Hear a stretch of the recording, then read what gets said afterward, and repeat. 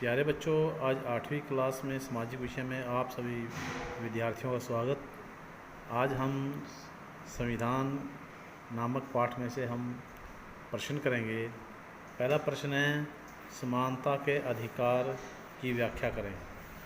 समानता के अधिकार में यह प्रावधान किया गया है कि धर्म, नस्ल, जाति, लिंग और जन्म स्थान के आधार पर देश के किसी भी नागरिक के साथ भेदभाव नहीं किया जाएगा।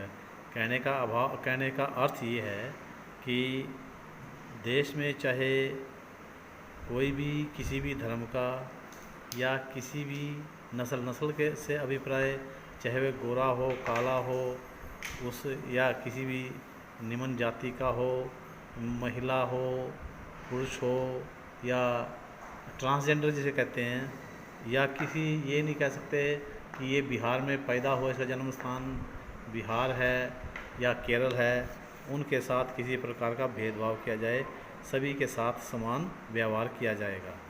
जो अगला प्रश्न है, शक्तियों के बंटवारे का क्या अर्थ है।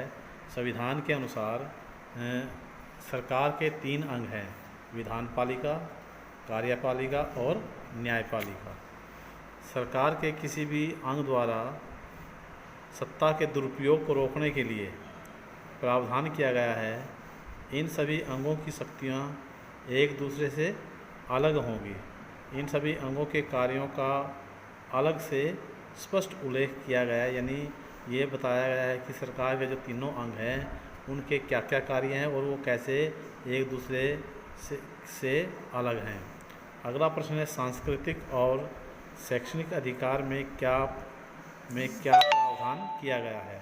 संविधान में कहा गया है कि धार्मिक या भाषाई सभी अल्पसंख्यक समुदाय अपनी संस्कृति की रक्षा और विकास के लिए अपने अपने शैक्षणिक संस्थान खोल सकते हैं।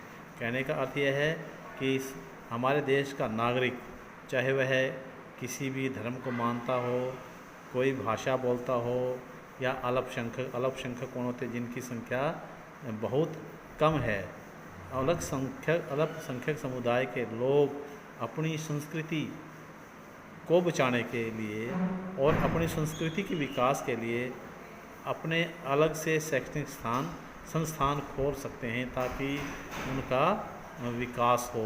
धन्यवाद।